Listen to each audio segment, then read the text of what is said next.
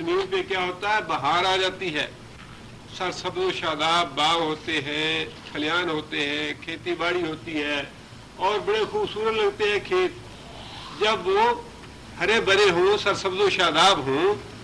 اللہ فرماتے ہیں کہ یہ دنیا کی زندگی ہے 60 سال کی، 70 سال کی، 50 سال کی، اس کی مثال بس ایسے ہی ہے، جب جوانی آتی ہے تو خوب تر و تازہ اور بڑی اچھی اور بڑی پیاری زندگی لگتی ہے، بڑے ٹھاٹ باٹ اور بڑے آن بان اور بڑی شان و شوکت ہوتی ہے۔ لیکن یہ ہے بس 4 دن کی چاندنی۔ آج تو یہ پانی برسا، رویدگی ہوگی، سرسبز و شاداب ہوگی، ساری جگہ ہری بھری ہوگی، لیکن اللہ فرماتے ہیں کہ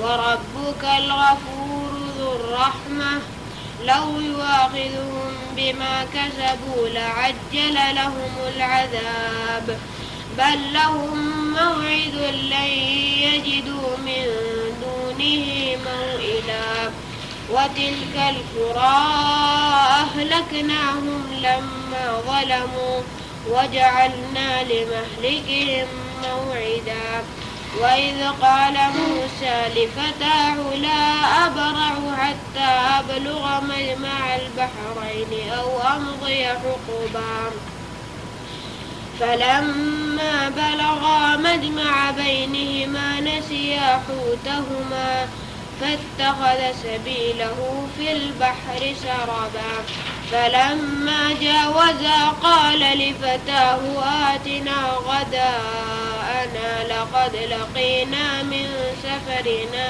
هذا نصبا قال أرأيت إذ أوينا إلى الصخرة فإني نسيت الحوت وما أنسانيه إلا الشيطان أن أذكره واتخذ سبيله في البحر عجبا قال ذلك ما كنا نبغ فرتد على آثارهما قصصا فوجدا عبدا من عبادنا آتيناه رحمة من عندنا وعلمناه من لدنا علما قال له موسى هل أتبعك على أن تعلمني مما علمت رشدا قال إنك لن تستطيع معي صبرا وكيف تصبر على ما لم تحط به خبرا قال ستجدني إن شاء الله صابرا ولا أعصي لك أمرا قال فإن اتبعتني فلا تسألني عن شيء حتى أحدث لك منه ذكرا فانطلقا حتى إذا ركبا في السفينة خرقها قال أخرقتها لتغرق أهلها لقد جئت شيئا نمرا قال لم أقل إنك لن تستطيع معي صبرا قال لا تؤاخذني بما نسيت ولا ترهقني من أمري عسرا فانطلقا حتى إذا لقيا غلاما فقتله قال أقتلت نفسا زكية بغير نفس لقد جئت شيئا نكرا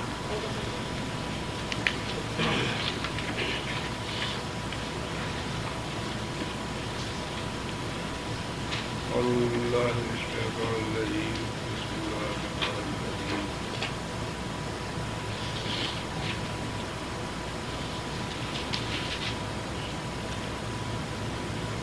وَلَقَدْ صَرَّفْنَا فِي هَذَا الْقُرْآنِ لِلنَّاسِ وَلَقَدْ اور البتہ تحقیق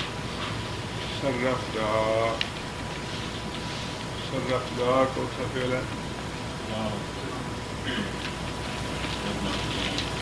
فعل ماضی ہے اور جب متکلم کا صیغہ ہے اس کا واحد متکلم کیا ہوگا؟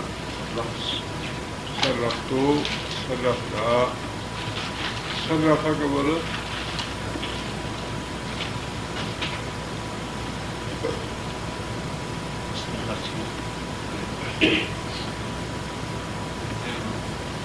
صرف کا معنی پھیرنا ہے یا ایکسچینج کرنا، بار بار عدل بدل کرنا، تبدیل کر کے کوئی چیز لینی یا دینی. صرفنا ہم نے الٹایا پھیرا فی هذا القرآن، اس قرآن میں کس چیز کو پھیرا یا کس چیز کو بدلا یا کس چیز کو پلٹایا؟ دلائل کو.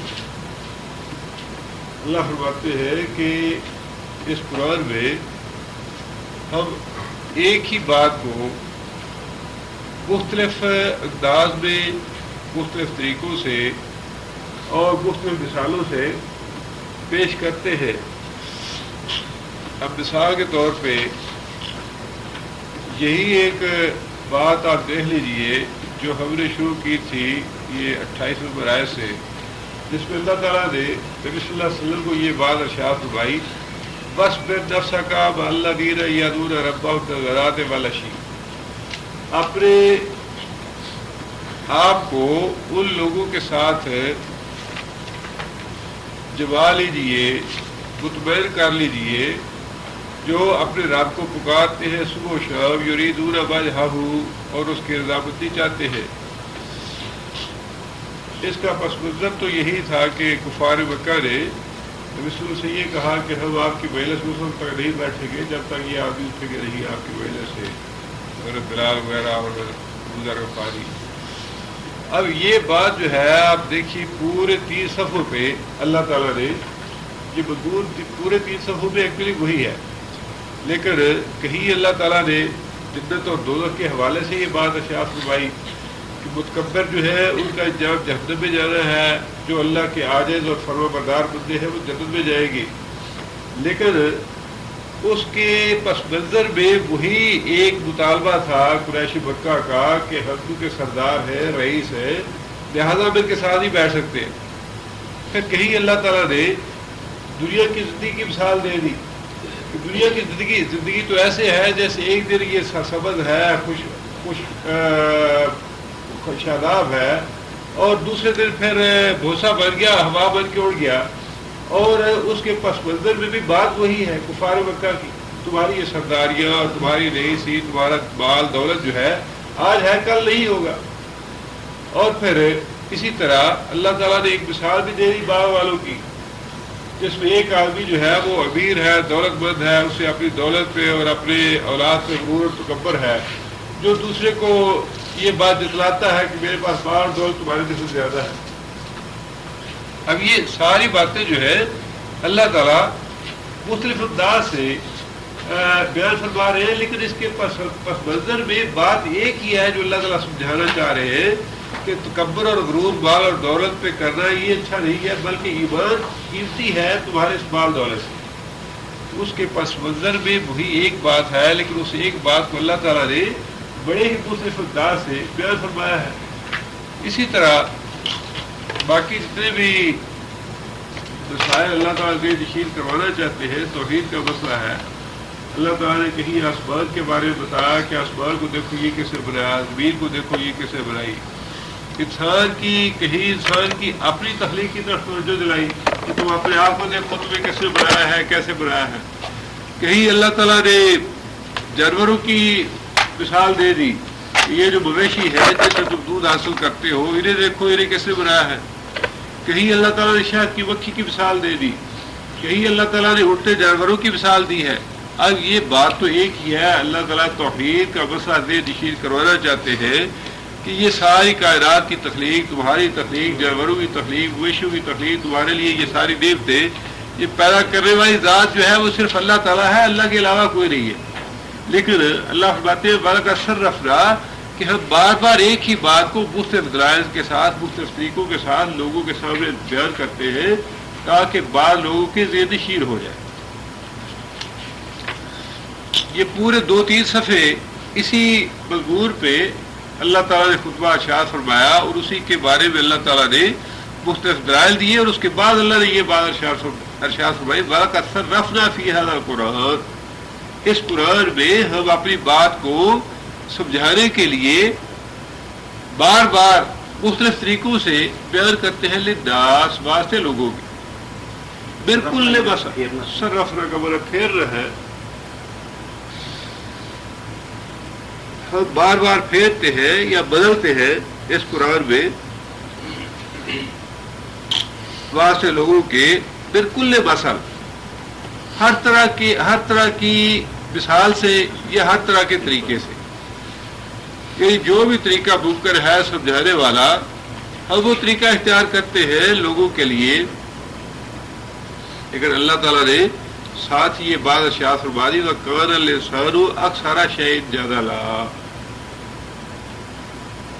اللہ تعالیٰ کے سمجھانے میں اور دلائل دینے میں تو کوئی کمی نہیں اللہ فرماتے ہیں کہ ہم انسان کو بات سمجھانے میں کوئی کسر نہیں چھوڑتے ہر طریقے سے ہم سمجھاتے ہیں لیکن نہ سمجھنے کی وجہ یہ ہے کان الانسان اور ہے انسان اکثر شیء جدلا اکثر جھگڑا کرنے والا اکثر باتوں میں اکثر چیزوں میں جھگڑا کرنے والا یہ انسان کی جو نیچر ہے یا جو انسان کی کمزوریاں ہیں اللہ تعالیٰ نے مختلف جگہ پہ خود کی نشان نہیں فرمائی ہے اللہ تعالیٰ نے خود انسان کو پیدا فرمایا ہے اور جو اللہ نے انسان میں کمزوریاں رکھی ہے یا خامیاں رکھی ہے اللہ تعالیٰ خوب جانتے ہیں کہ انسان میں کیا کیا خامیاں ہیں کہیں فرمایا کہ یہ ظالم ہے کہیں فرمایا یہ جاہل ہے کہیں فرمایا یہ جلد باز ہے یہاں اللہ فرماتے ہیں کہ کان الانسان اکثر شیء جدلا بہت سی باتوں میں انسان جھگڑا کرنے والا ہے حالانکہ اللہ تعالیٰ نے بات کو سمجھانے میں کوئی کسر نہیں اٹھا رکھی اللہ تعالیٰ ہر بات کو آخرت کا معاملہ ہو توحید کا معاملہ ہو نبی صلی اللہ علیہ وسلم کی رسالت کا معاملہ ہو یا کوئی بھی بات ہو اللہ فرماتے ہیں کہ ہم نے اسے سمجھانے میں کوئی کسر نہیں اٹھا رکھی ہم بار بار مختلف طریقوں سے بات سمجھاتے ہیں لیکن لوگوں کے سمجھنے کی وجہ یہ ہے کہ لوگ جھگڑالو ہے اکثریت لوگوں کی جھگڑا کرنے والی ہے اب وہ جھگڑا انسان اس دنیا میں بھی بعض اوقات غلط دلائل کے ساتھ جب انسان اپنی کمزوریوں کو چھپانا چاہتا ہے انسان کو جب پتہ چل جائے کہ یہ مجھ سے غلطی ہوگی اب انسان اس کمزوری کو چھپانا چاہتا ہے یا اپنی غلطی کو چھپانا چاہتا ہے تو انسان پھر اس کے لیے مختلف حیلوں بہانوں سے مختلف دلائل سے جھگڑا کرتا ہے کہ نہیں یہ تو یوں تھا یہ تو یوں تھا یہ تو ایسے تھا یہ تو ایسے تھا اور یہ جھگڑا انسان یہاں دنیا میں ہی نہیں بلکہ آخرت میں بھی اللہ تعالیٰ سے کرے گا سورہ طٰہٰ میں اللہ تعالیٰ نے یہ بات ارشاد فرمائی کہ قیامت کے دن اللہ تعالیٰ کافروں کو اندھا کر کے اٹھائیں گے تو انسان اس وقت بھی اللہ سے جھگڑا کرے گا رب لما شأتنی اعمیٰ یا اللہ تو نے مجھے اندھا کر کے کیوں اٹھایا قد کنت بصیرا میں تو دیکھنے والا تھا اور اسی طرح نبی صلی اللہ علیہ وسلم نے فرمایا قیامت کے دن انسان اللہ سے جھگڑا کرے گا اللہ تعالیٰ انسان کے سامنے اس کا نامہ اعمال رکھیں گے کہ یہ ہے تمہارا نامہ اعمال جو تم دنیا میں کرتے رہے تم نے یہ کام کیا یہ کیا یہ کیا فلاں کے ساتھ لڑائی جھگڑا کیا فلاں کا مال کھایا فلاں پہ ظلم کیا فلاں کا مال غصب کیا فلاں قتل کیا فلاں کا ڈاکہ ڈالا وہ انسان کہے گا یا اللہ یہ تو میں نے کام نہیں کیے یہ تو میرے نامہ اعمال میں ایسے ہی لکھ دیے تیرے فرشتوں نے اللہ تعالیٰ سے انسان جھگڑا کرے گا اللہ تعالیٰ فرمائے گا کہ ٹھیک ہے تم ٹھہرو یہاں ہم خود تمہارے لیے گواہ لاتے ہیں نبی صلی اللہ علیہ وسلم فرمایا کہ نختم اللہ فرمائیں گے فنختم علی فیہ ہم انسان کی زبان پہ مہر لگا دیں گے اور انسان کے ہاتھ اور پاؤں اور کان اور آنکھیں جنہوں نے وہ جرائم کیے ہوں گے جن جرائم میں حصہ لیا ہوگا وہ خود اس بات کی گواہی دیں گے کہ ہاں ایسے یہ جرم کیے تھے اور اسی طرح ایک دوسری مثال میں نبی صلی اللہ علیہ وسلم نے یہ بات ارشاد فرمائی کہ ایک آدمی آئے گا اور وہ اللہ تعالیٰ فرمائے کہ میں نے تجھ پہ بڑا فضل کیا تھا بڑا تجھ پہ اپنی نعمتیں کی تھی تمہیں دنیا میں مال بھی دیا دولت بھی دی گھر بھی دیا، بیوی دی، تم نے کیا شکر ادا کیا؟ کیسے زندگی گزاری تم نے؟ کہے گا یا اللہ میں بڑی نمازیں پڑھی، بڑے روزے رکھے، صدقہ خیرات کیا، سارے کام کیے نیکی والے۔ اللہ فرمائے گا نہیں، تم نے کچھ بھی نہیں کیا، نہ تم نے نماز پڑھی، نہ روزہ رکھا، نہ صدقہ کیا، نہ قرآن پڑھا، نہ خیرات کی، کچھ بھی نہیں کیا۔ کہے گا نہیں یا اللہ میں نے سارے کام کیے۔ جھگڑا کرے گا انسان اللہ سے۔ اللہ تعالیٰ فرمایا، نبی صلی اللہ علیہ وسلم نے فرمایا کہ اللہ تعالیٰ اس کے منہ پہ مہر لگا دیں گے اور فرمائے کہ ہم گواہ لاتے ہیں اس بات کے حق میں کہ تم نے کوئی کام نہیں کیا نیکی کا۔ اور نبی صلی اللہ علیہ وسلم نے فرمایا کہ وہ آدمی اپنے دل میں یہ سوچے گا کہ اللہ تعالیٰ کہاں سے گواہ لائیں گے میرے خلاف؟ کوئی گواہ تو ہے نہیں اس بات کا کہ میں نے صدقہ نہیں کیا یا روزہ نہیں رکھا یا نمازیں نہیں پڑھی، اس کا گواہ تو کوئی ہے نہیں۔ اور نبی صلی اللہ علیہ وسلم نے فرمایا کہ اللہ تعالیٰ اس کے منہ پہ مہر لگا دیں گے اور اس کے اعضاء یہ گواہ دیں گے کہ ہاں یا اللہ اسے کبھی نماز نہیں پڑھی، اسے کبھی روزہ نہیں رکھا، اسے کبھی تلاوت نہیں کی، اسے کبھی صدقہ خیرات نہیں کیا۔ لیکن انسان اللہ تعالیٰ سے اس وقت بھی جھگڑا کرے گا، شاید میری جان چھوٹ جائے یہاں، نہیں یا اللہ میں نے سارے کام کیے ہیں۔ اللہ فرماتے ہیں کہ انسان کی یہ ضد اور ہردرمی جو ہے یہ دلائل کو ماننے میں مانے ہے۔ ہم نے دلائل دینے میں، بات سمجھانے میں انسان کو کوئی کسر نہیں چھوڑی، ہر چیز کے بیشکیوں دلائل دیے۔ اب دیکھیے نا قرآن مجید جو ہے 30 پارے ہیں الحمدللہ، اور غور کیا جائے تو ہر آیت جو ہے وہ ایک مستقل مضمون ہے۔ قرآن مجید کی ہر آیت جو ہے وہ ایک مستقل مضمون ہے۔ اور قرآن مجید میں آیا کہ مسائل کتنے زیر باس آئے ہیں۔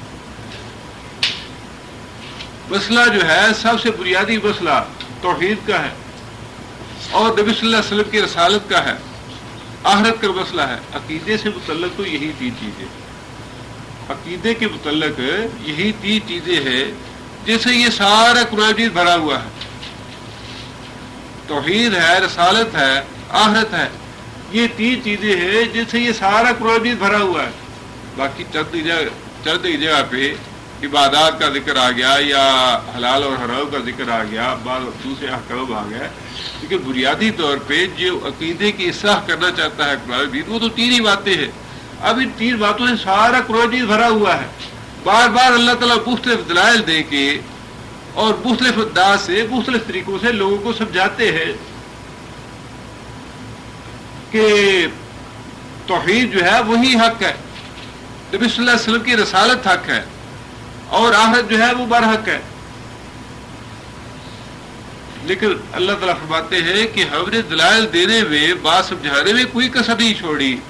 صرفنا، ہم نے بار بار بات کو پھیر کے مختلف دلائل سے، مختلف طریقوں سے لوگوں کے سامنے رکھی۔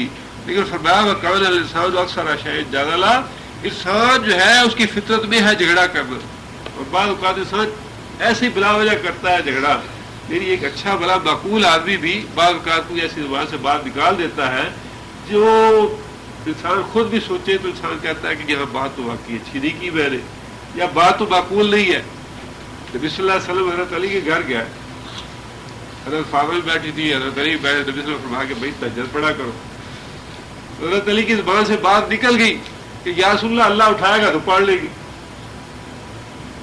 اللہ نے اگر توفیق دی، اللہ نے اٹھا دیا تو تہجد کی نماز پڑھ لے گی۔ نبی صلی اللہ علیہ وسلم کو یہ بات ناگوار گزری کہ یہ تو کوئی طریقہ نہیں ہے، یہ تو کوئی بات نہیں ہے۔ نبی صلی اللہ علیہ وسلم نے ایسے ناگواری میں اپنی ران پہ ہاتھ مارا اور یہی آیت پڑھی کان الانسان اکثر شیء جدلا، کہ انسان جو ہے تو جھگڑالو ہے۔ بات تو اتنی ہے کہ ٹھیک ہے ہم کوشش کریں گے انشاءاللہ پڑھیں گے، بات تو معقول بات تو اتنی ہی ہے، لیکن زبان سے بات نکل گئی ایسے ہی۔ اب یہ ہے کہ بعض اوقات انسان جو ہے وہ اپنی اس طرح کی بات کو اگر زبان سے نکل جائے، پہلی بات تو یہ ہونی چاہیے کہ انسان کو پھر محسوس ہوتے ہی کہ بعض زبان سے غلط نکل گئی، انسان کو خاموشی اختیار کر لینی چاہیے۔ اب اس سے دوسری حماقت یہ ہوتی ہے کہ غلط بات کا انسان دفاع شروع کر دے۔ زبان سے بات غلط نکل گئی، جھگڑا کرنے والی یا نامعقول بات نکل گئی، تو اس کا علاج تو یہی ہے کہ انسان خاموشی اختیار کرے اور یہ اور بھی حماقت میں حماقت ہے کہ انسان اس کا دفاع شروع کر دے یہ نہیں میں نے تو صحیح بات کہی ہے ایسا ہی ہے یہ اور بھی بڑی حماقت ہے اس لیے اللہ تعالیٰ نے فرمایا کہ انسان جو ہے اس کی نیچر میں جھگڑا کرنا ہے سورہ یاسین میں بھی اللہ تعالیٰ نے یہ بات ارشاد فرمائی کہ ہم نے انسان کو پیدا کیا وَضَرَبَ لَنَا مَثَلًا اب ہمارے ساتھ ہی جھگڑا شروع کر دیا ایسے جی اللہ نے پیدا تو کیا ٹھیک ہے لیکن قیامت کیسے لائے گا اللہ ضرب لنا مثلا بھئی ہم نے اس کو پیدا کیا ہم نے بنایا یہ مانتا ہے کہ اللہ نے بنایا ہے لیکن پھر جھگڑا یہ کرتا ہے کہ دوبارہ اللہ کیسے بنائے گا ایک کافر قبرستان سے بڑی بوسیدہ تھی ہڈی اٹھا کے لے آیا نبی صلی اللہ علیہ وسلم کے سامنے اور ایسے اس کو بوسیدہ کر کے ایسے پھونک مار کے اڑا دیا کہ اللہ کیا ہے محمد صلی اللہ علیہ وسلم یہ ہے وہ ہڈی یا انسان کا جسم جسے کہتے ہو کہ اللہ قیامت کے دن پھر پیدا کرے گا جس کو میں نے ایسے ہوا میں اڑا دیا جس کے ذروں کو اس کے ذروں کو کون اکٹھا کرے گا کون دوبارہ پیدا کرے گا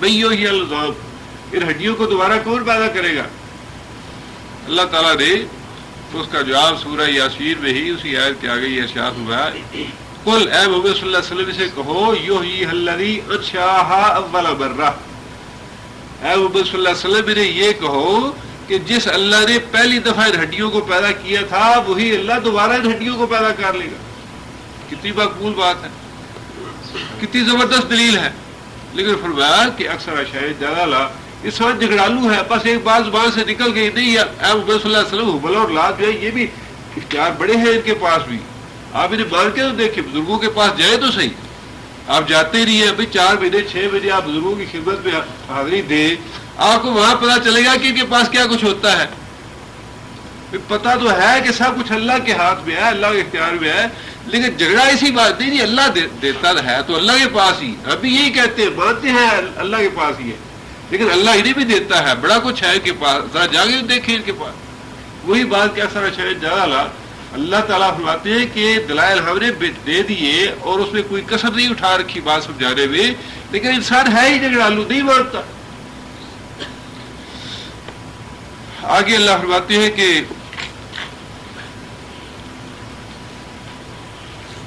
مانا داسا اب یہ سارا تبصرہ جو ہے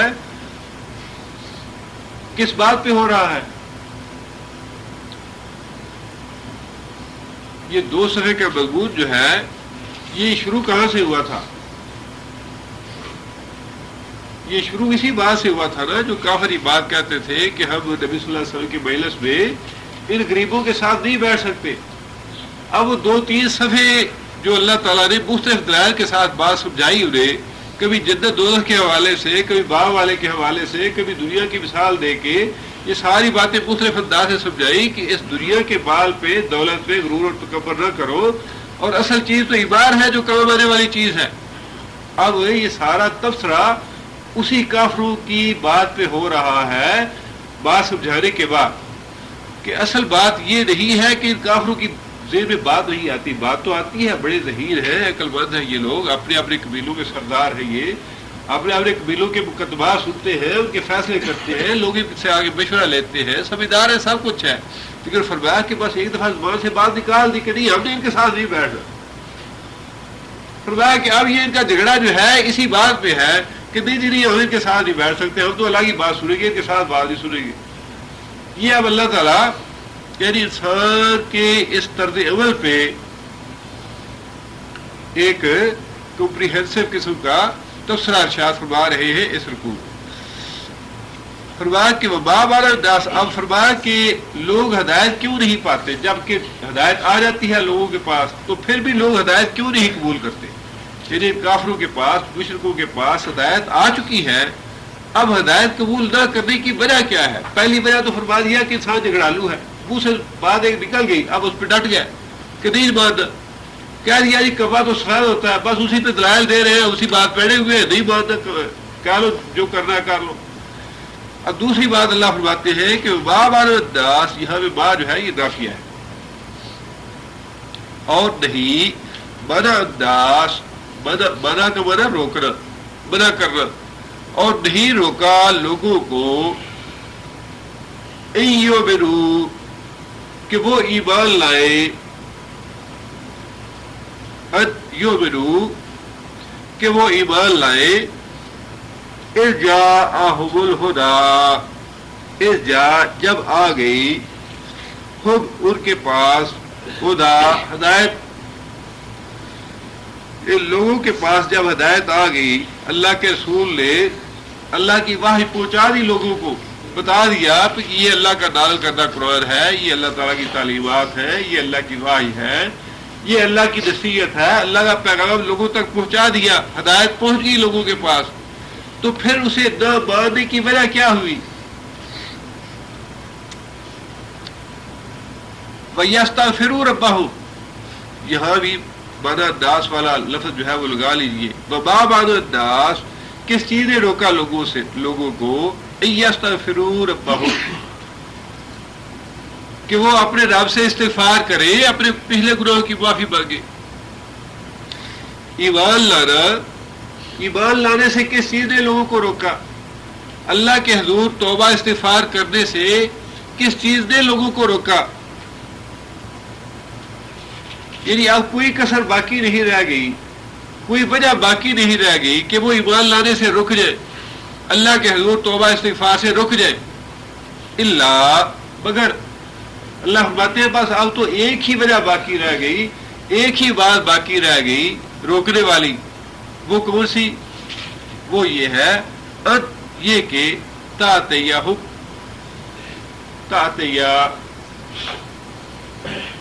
کون سا پھر ہے تعطیہ گزارا ہے واحد مدس غائب کا صیغہ ہے تعطیہ آئے ان کے پاس کیا آئے ان کے پاس سنت الاولین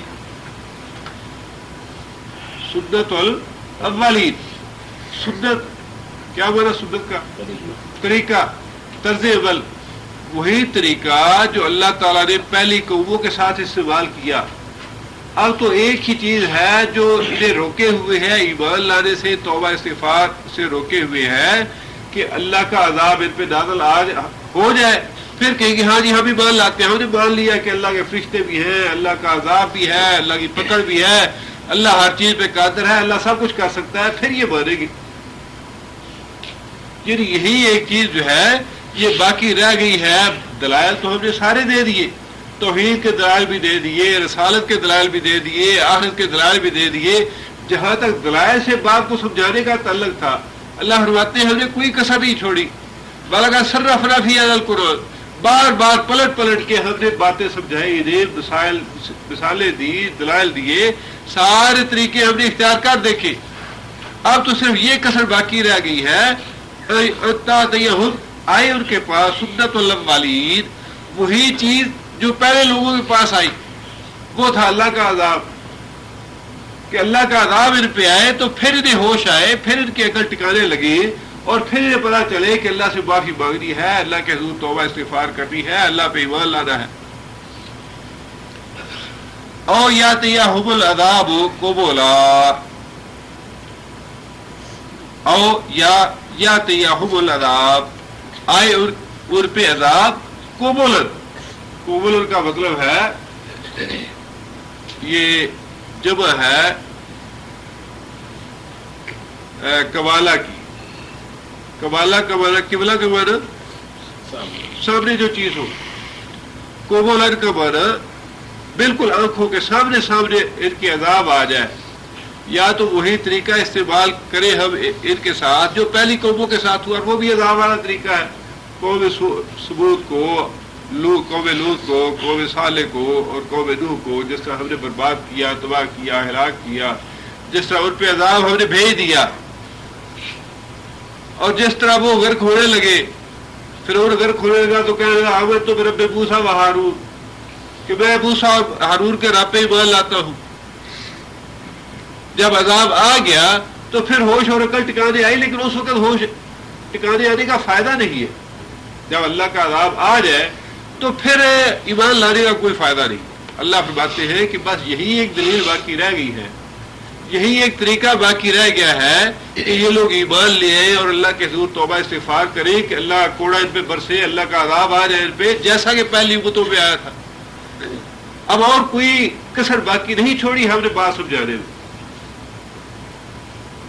یا پھر فرمایا کہ انسان کی جو مزاج میں جھگڑالو پن ہے وہ باتیں ہیں اس کو ہدایت قبول کرنے میں کہ زبان سے ایک دفعہ. اور یہ بات جو ہے بالکل صحیح ہے کہ بیشتر کافر جو تھے وہ سمجھتے تھے اور جو اہل کتاب تھے وہ تو پوری طرح اپنی کتابوں میں پڑھ چکے تھے کہ یہی وہ محمد صلی اللہ علیہ وسلم ہے جن کا اللہ نے وعدہ کیا. یہاں تک کہ خود حضرت صفیہ رضی اللہ تعالیٰ عنہا ازواج مطہرات میں سے ہے, وہ اپنے گھر کا واقعہ بیان کرتی ہے کہ میرا باپ اور چچا دونوں باتیں کر رہے تھے. حیی بن اخطب والد تھا یہودی اور سردار تھا اپنے قبیلے کا. کہنے لگی کہ ایک روز دونوں بھائی بیٹھ کے باتیں کر رہے تھے. چچا نے یہ بات کہی کہ حیی یہ بتاؤ کہ محمد صلی اللہ علیہ وسلم کے بارے میں تمہارا کیا خیال ہے کہ یہ واقعی وہی ہے جن کا تذکرہ ہماری کتابوں میں ملتا ہے. تو میرے چچا نے کہا, میرے باپ نے کہا حیی نے کہ ہاں اللہ کی قسم یہ وہی نبی ہے. تو چچا نے پوچھا کہ اگر وہی نبی ہے تو پھر بتاؤ کہ اس پہ ایمان لانا ہے یا نہیں لانا. تو کہتی ہے کہ میرے باپ نے یہ بات کہی کہ خدا کی قسم جب تک میں زندہ ہوں دشمنی ہی دشمنی کروں گا. اس خدا کی قسم جب تک زندہ ہوں اس سے دشمنی ہی دشمنی کروں گا. ایک دفعہ زبان سے نکال دیا ہے کہ نہیں ماننا, ایمان نہیں لانا تم, بس ایک دفعہ کہہ دیا ہے لہذا اب نہیں ماننا. اور ابو طالب کا بھی یہی معاملہ تھا نا کہ نبی صلی اللہ علیہ وسلم پاس بیٹھے ہیں اور بار بار کہہ رہے ہیں کہ چچا ایک دفعہ کلمہ پڑھ لو لا اللہ کہہ دو. اور جو اپنے قبیلے کے سردار ہیں عزیز و کارم ہے وہ پاس بیٹھے ہوئے ہیں کہ ابو طالب دیکھ کے اپنے باپ دادے کا دین چھوڑ کے نہ مرنا. بس وہی ضد جو تھی وہ لے ڈوبی ہے ابو طالب کو, ہٹ دربی جو تھی وہ لے ڈوبی, قبائلی تعصب جو تھا وہ ہلاک کر گیا اس کو. اسی لیے فرمایا کہ انسان جو ہے یا تو اس کا جھگڑالو پن, اس کی ضد اور ہٹ دربی یہ ہدایت کو. اور ہمارے یہاں بھی کیا ہے نہیں جی ہمارا تو مسئلہ کی یہ ہے, ہمارے تو امام صاحب نہیں ہے, ہمارے مولوی صاحب نے کہہ دیا ہے. یہ ایک ایسا اللہ تعالیٰ معاف کرے تعصب ڈال دیا گیا ہے لوگوں کے ذہنوں میں کہ یہ ہدایت قبول کرنے ہی نہیں دیتا, انسان کو سیدھے راستے پہ آنے ہی نہیں دیتا. ہمارے دوست بعض کا بڑا اس پہ الجھ جاتے ہیں یا بڑی الجھن میں پڑ جاتے ہیں کہ جی قرآن کی بات ہے, حدیث کی بات ہے, اللہ کے رسول کی بات بتاتے ہیں, مانتے نہیں ہیں. ماننے کی وجہ یہی ہے جو اللہ نے بتا دی کہ وہ تعصب اور ہٹ درمی اور جھگڑالو پن جو ہے انسان کا وہ ماننے نہیں دیتا. کہ نہیں جی ہمارے تو مولوی صاحب نے, ہمارے حضرت صاحب نے یہ کہہ دیا, اب اللہ کا رسول کہتا ہے تو کہتا رہے. حضرت صاحب کی بات جو ہے وہ ایسی پلے بندی ہوئی ہے وہ نہیں چھوڑنی. اپنے مسلک کا, اپنی فقہ کا, اپنے امام کا اتنا تعصب ہے اور اتنی وہ بات جو ہے دماغ میں بیٹھی ہوئی ہے کہ وہ نکلنے کا نام نہیں لیتی. انسان جو ہے یعنی ساری باتیں جو ہے نظر انداز کر دیتا ہے کہ اللہ کا فرمان ہے, اللہ کے رسول کا فرمان ہے. اور پھر یہ ہے کہ سب سے بڑی بات یہ ہے, سب سے پہلے اس زندگی کو چھوڑنے کے بعد قبر میں جاتے ہی جس بات سے واسطہ پڑنا ہے وہ تو اللہ کا رسول ہے. پر ربوں کا نبی ہو, اور کوئی تیسری بات ہے ہی نہیں. اللہ کے رسول کو چھوڑ کے انسان جائے گا کہاں؟ کوئی وہاں پیر کام نہیں آئے گا, کوئی مولوی کام نہیں آئے گا, کوئی عالم کام نہیں آئے گا, کوئی امام, کسی نے کام نہیں آنا. قبر میں کام آنا ہے تو اللہ اور اللہ کے رسول کی محبت میں کام آ رہا ہے. جس کی زبان پہ اللہ کا نام ہے, اللہ کے رسول کا نام ہے, اس کے کام آئے گا, باقی کچھ بھی کام نہیں آتا. اس لیے ہم دنیا میں بھی یہ کہتے ہیں کہ اللہ اور اللہ کے رسول کا دعوت پکڑ لو, باقی سب چھوڑ دو, یہی کام آنے والے ہیں. قبر میں بھی انہوں نے کام آ رہا ہے, حشر میں بھی انہوں نے کام آ رہا ہے, حساب کتاب میں بھی انہوں نے کام آ رہا ہے, اللہ کے رسول نے, باقی کسی نے کام نہیں ہے. ایسے دھوکے میں انسان پڑا ہوا ہے. اور پچھلے آیتوں میں تو ہم نے یہ بات پڑھ بھی لی کہ مشرک جو ہے وہ پکاریں گے اپنے شریکوں کو کہ ہاں ہمارے حضرت صاحب کہاں پہ ہیں, ہمارے دادا صاحب کہاں پہ ہیں, ہمارے 11ویں والے کہاں ہیں, غوث العظم کہاں پہ ہیں. پکاریں گے وہاں حشر میں, وہاں سے کوئی جواب نہیں آئے. کوئی وہاں حشر میں بھی نہیں آئے گا، قبر میں بھی نہیں آئے گا، اور واسطہ قبر میں جاتے ہی پڑ جانا ہے اللہ اللہ کے رسول سے۔ جس کی زبان پہ ساری زندگی قال اللہ قال رسول رہے گا، اسی کی زبان سے یہ نکلے گا کہ اللہ میرا رب ہے اور نبی محمد صلی اللہ علیہ وسلم میرے نبی۔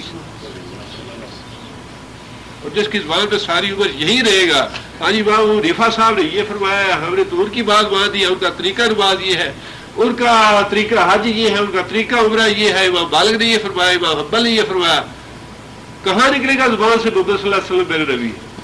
بھائی اتباع تو اللہ نے حکم دیا ہے، محمد صلی اللہ علیہ وسلم کی اتباع کا، اللہ کی عبادت اور اللہ کی بندگی کا حکم دیا ہے اللہ تعالیٰ نے۔ اور اگر کوئی اور بات ہے تو ہم تو صاف دل سے کہتے ہیں بھی دین کا معاملہ ہمیں بھی بتا دو۔ ہمارا بھی یہ تو جی نہیں چاہتا قبر میں جاتے ہی عذاب سے واسطہ مان اللہ پڑ جائے۔ زندگی میں تو اپنی مرضی سے انسان جو مرضی کرتا رہے یا کہتا رہے زبان سے، اور جیسے ہی قبر میں جائے تو عذاب سے واسطہ پڑ جائے، یہ تو کوئی بھی نہیں چاہتا۔ بات تو سیدھی سی ہے کہ سوال دو ہی ہے قبر میں، بر ربوں کا بر نبیوں کا، تیسرا کوئی سوال ہی نہیں ہے۔ کہاں جائے گا انسان اللہ اللہ کے رسول کو چھوڑ کے؟ تو بھائی یہی پہ انسان اللہ اللہ کے رسول کا دامن تھام لے تاکہ قبر میں بھی کام آئے۔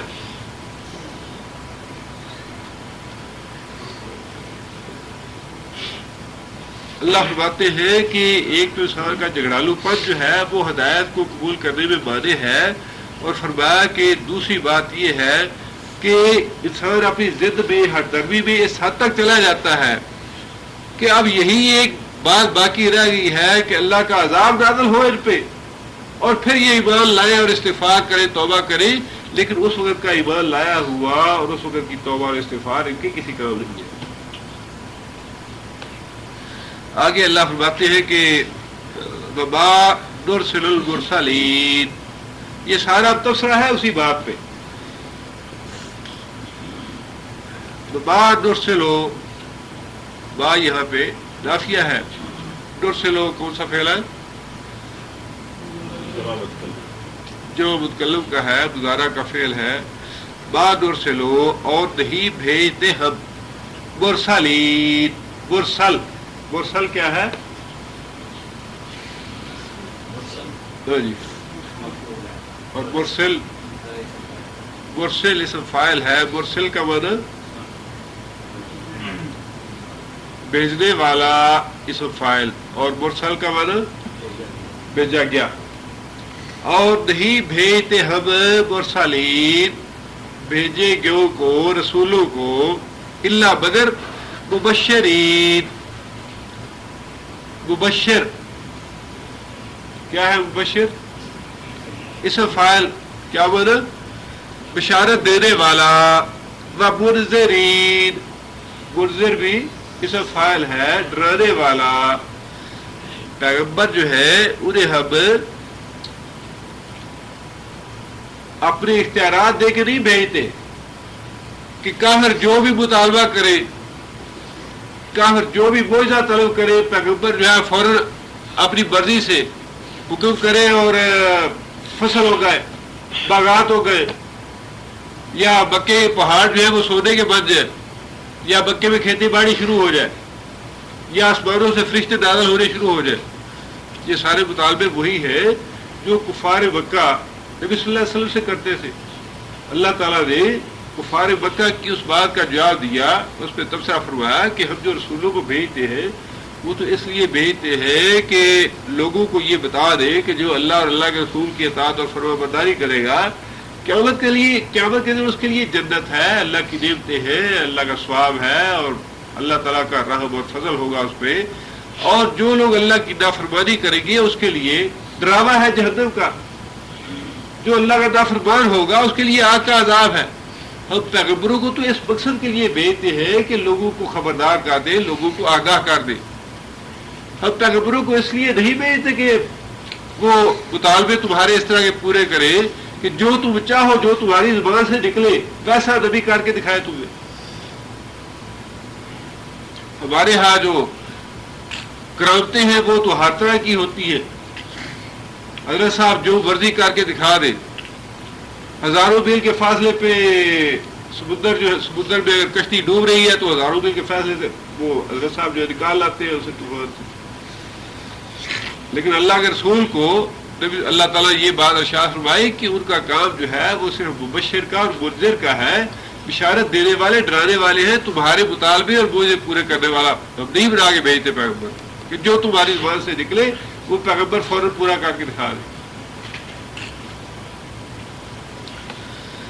آگے اللہ فرماتے ہیں کہ وَيُجَادِلُ الَّذِينَ كَفَرُوا يُجَادِلُ کون سا فعل ہے یجادلو؟ گزارا ہے سیگا واحد مذکر غائب کا ہے. وَيُجَادِلُ اور جھگڑا کرتے ہیں الَّذِينَ كَفَرُوا وہ لوگ جنہوں نے کفر کیا بالباطل بالباطل باطل کے ساتھ، باطل کے دلائل کے ساتھ، باطل کے دلائل کے ساتھ جھگڑا کرتے ہیں کافر. کس مقصد کے لیے؟ لِيُدْحِضُوا بِهِ الْحَقَّ لِيُدْحِضُوا یدحضوا گزارا کا فعل ہے اور جو مذکر غائب کا صیغہ ہے، اس کا معنی کیا ہے؟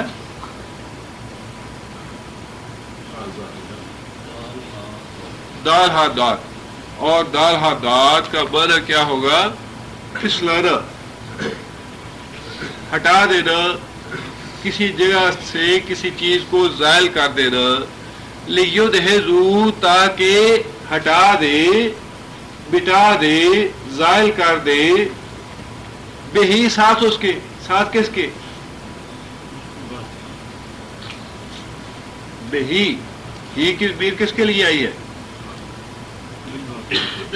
جی باطل کے دلائل کے لیے، تاکہ مٹا دے بہی ساتھ باطل دلائل کے الحق حق کو.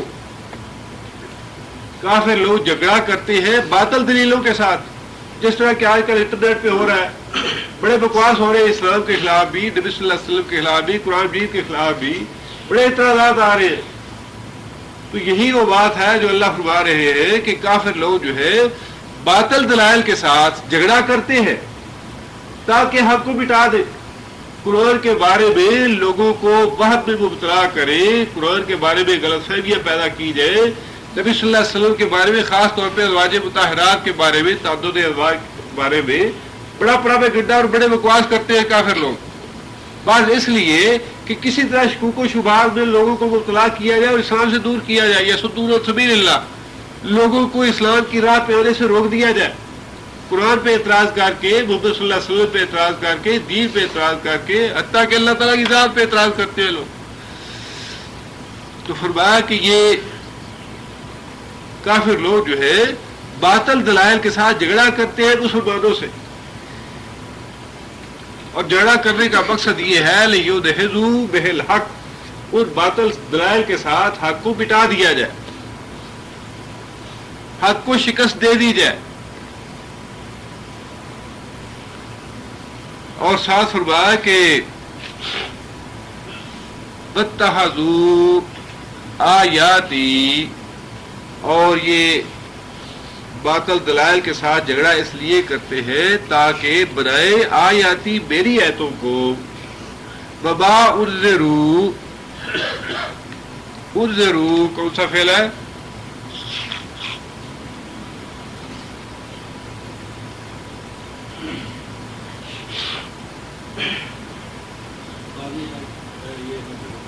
بازی ہے اور مجہول کا سیگا، بازی مجہول ہے اور سیگا جو مذکر غائب کا ہے. انذروا کیا ہوا نا؟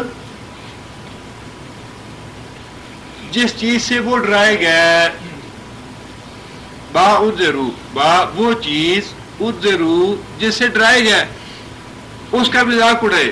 حضوبت یعنی پیغمبر جو ہے جس چیز سے آ کے ڈراتے ہیں انہیں کہ بھئی قبر میں عذاب ہوگا، منکر نکیر آئے گے، سوال جواب ہوگا، اور پھر اس کے بعد حشر نشر ہوگا، جہنم ہے، اس میں آگ ہے. اللہ فرماتے ہیں کہ یہ بدبخت لوگ کافر جو ہے یہ جھگڑا کرتے ہیں تاکہ میری ہدایتوں کا اور جس چیز سے یہ ڈرائے گئے ہیں جدت اور عذاب قبر وغیرہ، اللہ کی سزا، اللہ ہی پکڑ، اس کو ٹھٹھا بنائے، اس کا مذاق اڑائے.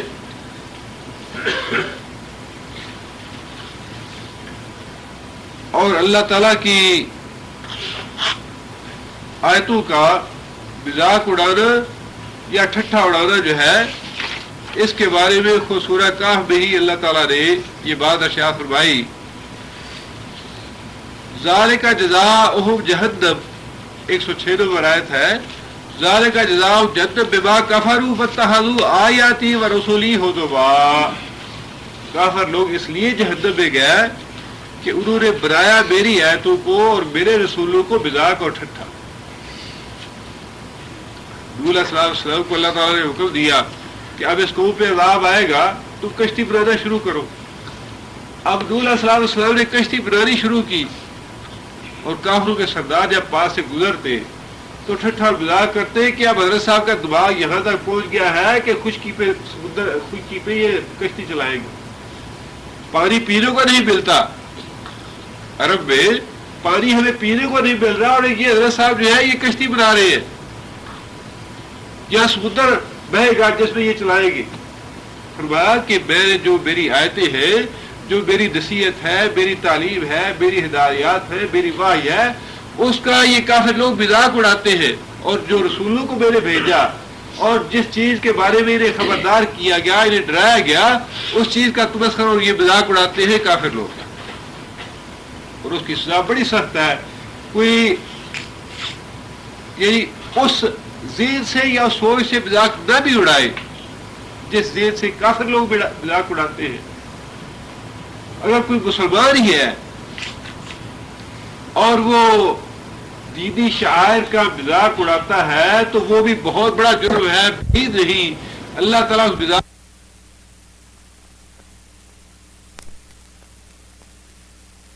کیا ہے واسطے اس کتاب کے.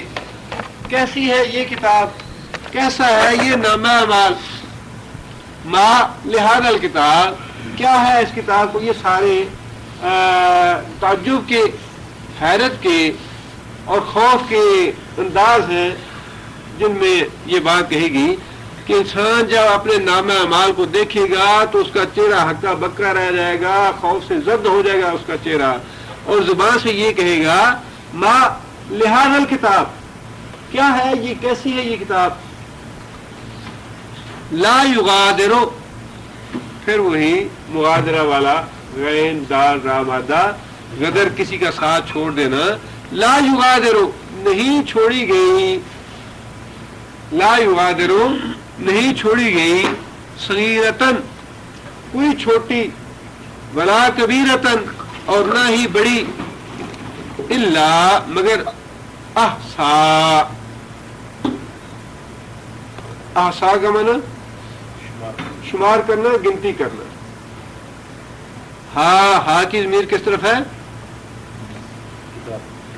انسان کے. لا یغادر صغیرتن، صغیرہ لفظ بھی مؤنث کا استعمال ہوا، کبیرہ کا بھی مؤنث کا، اس لیے ہا کی ضمیر جو ہے وہ ضمیر بھی مؤنث کی استعمال ہوئی. الا مگر احصاہا، اس کو شمار کیا گیا، اسے لکھا گیا، اس کی گنتی کی گئی. کوئی چھوٹے سے چھوٹا عمل بھی، بڑے سے بڑا عمل بھی ایسا نہیں جس کو اس نامہ اعمال میں لکھ نہ دیا گیا ہو. نامہ اعمال کو دیکھ کے انسان ہکا بکا رہ جائے گا، انسان کا چہرہ زرد ہو جائے گا کہ میں نے اپنے فلاں حقیقی بھائی کی اتنی سی بات کی تھی، غیبت کی تھی، آنکھ سے اشارہ کیا تھا، اس کی پیٹھ پیچھے ہاتھ سے اشارہ کیا، وہ ہاتھ کا اشارہ بھی لکھا ہوا ہے اس میں موجود. بڑی باتیں جو ہیں وہ تو بہت دور کی بات ہے. آنکھ سے کسی کو اشارہ کیا تو وہ بھی موجود ہے اس میں. چار دیواری کے اندر کسی کی بات کی وہ بھی موجود ہے. کسی کے منہ کے سامنے بات کی، لڑائی کیا، جھگڑا کیا، وہ بھی موجود ہے. اللہ فرماتے ہیں کہ اس میں کوئی ایسی بات نہیں ہوگی جو چھوڑ دی گئی ہوگی. انسان نے نیند، ہمیں خود یاد نہیں کہ ہم نے اپنی زندگی میں نیند کتنے گھنٹے کی ہے، لیکن ہمارے نامہ اعمال میں یہ موجود ہے. جاگے کتنے لمحے، سوچا کیا کچھ، اچھی باتیں کتنی دیر میں آئی، گندی اور غلیظ باتیں کتنی دیر میں آئی.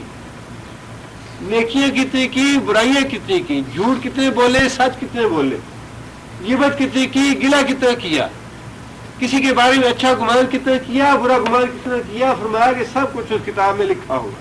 کتنی دفعہ انسان ہنسا, کتنی دفعہ رویا, کتنے قدم اٹھائے, کتنی دفعہ ہاتھ نے حرکت کی, کتنی دفعہ آنکھ نے حرکت کی, کتنی دفعہ زبان نے حرکت کی. اللہ فرماتے ہیں کہ ہم ایک ایک بات جو ہے انسان کی نقل کر رہے ہیں. کوئی چھوٹی سے چھوٹی اور بڑی سے بڑی بات نہیں ہوگی جو اس میں لکھی نہ گئی ہو, اور مجرم لوگ دیکھ کے ہکا بکا رہ جائیں گے, ان کے چہروں کے رنگ پھک ہو جائیں گے, رنگ اڑ جائے گا مجرموں کا. یہ کیا بن گیا, یہ تو ساری کی ساری زندگی کا کچا چھٹا جو ہے وہ ہمارے سامنے آ گیا. وہ الکتاب لوگوں کے سامنے رکھ دیا جائے گا کہ لو یہ دیکھو, یہ تمہارا کیا ہوا نام, تیار کیا ہوا نام ہے, بات تمہاری کی ہوئی محنت. اللہ فرماتے ہیں کہ وَوَجَدُوا مَا عَمِلُوا حَاضِرًا, وَوَجَدُوا, اور وہ لوگ پا لیں گے, کیا پا لیں گے, ما عملوا, جو انہوں نے عمل کیا, جو کچھ انہوں نے کمایا, جو کچھ انہوں نے محنت کی اس دنیا میں, جو کچھ وہ کرتوتے کرتے رہے, جو کچھ انہوں نے محنت کی, جو مشقت کی, ہر انسان اسے پا لے گا. نامہ اعمال میں زبان کی حرکت ہے, جسم کی حرکت ہے, ہاتھ کی حرکت ہے, پاؤں کی حرکت ہے, آنکھ کی حرکت ہے, جو بھی ہے. اللہ فرماتے ہیں کہ جو بھی کیا, ما عملوا, جو بھی عمل کیا, وجدوا, اس میں پا لیں گے. حاضرن, موجود. آگے اللہ فرماتے ہیں کہ ولا یظلموا, لا یظلموا, کون سا فعل ہے, گزارا منفی ہے. لا یظلموا, وہ ظلم نہیں کرتا. ربوں کا, تیرا رب, احدن, کسی ایک پہ بھی, تیرا رب کسی ایک پہ ظلم نہیں, کسی ایک پہ بھی ظلم نہیں کرے گا. مطلب یہ ہے کہ ایسے نہیں ہوگا کہ فلاں آدمی کو جہنم میں بھیجنا ہے تو اللہ فرمائے کہ اس کے نامہ اعمال میں 2-4 قتل لکھ دو, اس کو جہنم میں ڈالنا ہے. یا اللہ تعالیٰ کسی کو جنم میں ڈالنا چاہے تو فرشتوں سے کہے کہ اس کے نامہ اعمال کے 2-4 سر پھاڑ کے پھینک دو, اس کو جنت میں بھیجنا. اللہ تعالیٰ قادر ہیں, جو چاہے کرے, اللہ مالک ہے, لیکن اللہ فرماتے ہیں کہ نہیں, میں ظلم نہیں کروں. جو کسی نے کیا ہے وہی دوں گا اسے. جو کر کے آئے گا انسان اعتراف کرے گا کہ ہاں میں نے کیا ہے. چہرے زد اسی وجہ سے ہو جائیں گے کہ انسان دیکھ کے حیران رہ جائے گا کہ یہ تو جو کوئی تھا وہ سارے کا سارا اس کے دماغ میں آ جائے گا کہ ہاں میں نے کیا ہوا یہ. اور یہ بڑا اللہ کا احسان ہے کہ اللہ تعالیٰ مقتدر ہے, اللہ تعالیٰ قادر ہے, اللہ تعالیٰ حاکم ہے, اللہ کو کوئی پوچھنے والا نہیں, اور اس کے باوجود اللہ تعالیٰ جو ہے وہ عادل ہے, مقسط ہے, اللہ کسی پہ ظلم نہیں کرنے والے.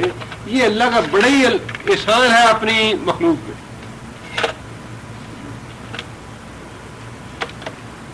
اسی لیے انسان جب گناہ کرتا ہے تو اللہ تعالیٰ یہی فرماتے ہیں کہ انسان اپنی ذات پہ ظلم کرتا ہے.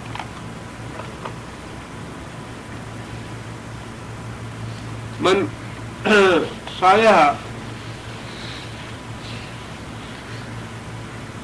اللہ تعالیٰ کسی ایک پہ بھی ظلم نہیں کریں گے. آگے پھر اسی ریفرنس سے اللہ تعالیٰ نے ایک اور مثال دی ہے.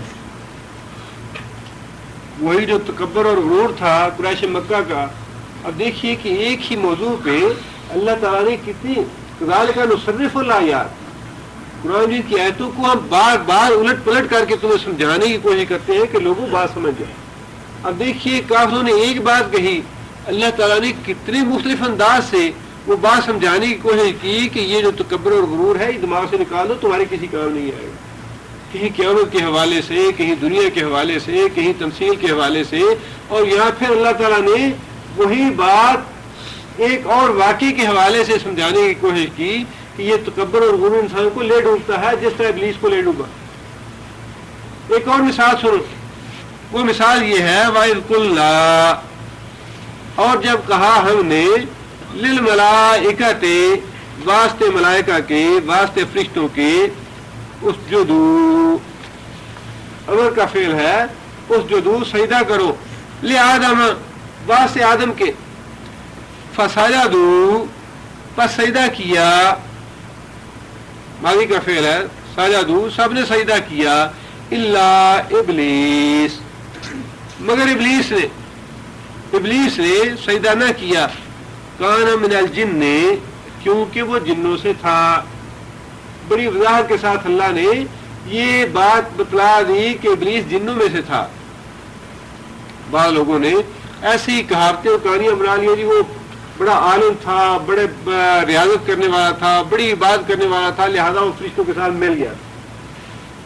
اب یہی تصور ہمارے یہاں بھی ہے جی، ریاضت کرتے رہو، محنت کرتے رہو، اللہ تمہارے اندر آ جائے گا، تم اللہ کے پاس چلے جاؤ گے اور اللہ حلول کر جائے گا، بحث ہو جائے گی، یہ ہو جائے گا، وہ ہو جائے گا۔ یہ سب ایسی غلط قصے کہانیاں اور باطل عقیدہ ہے۔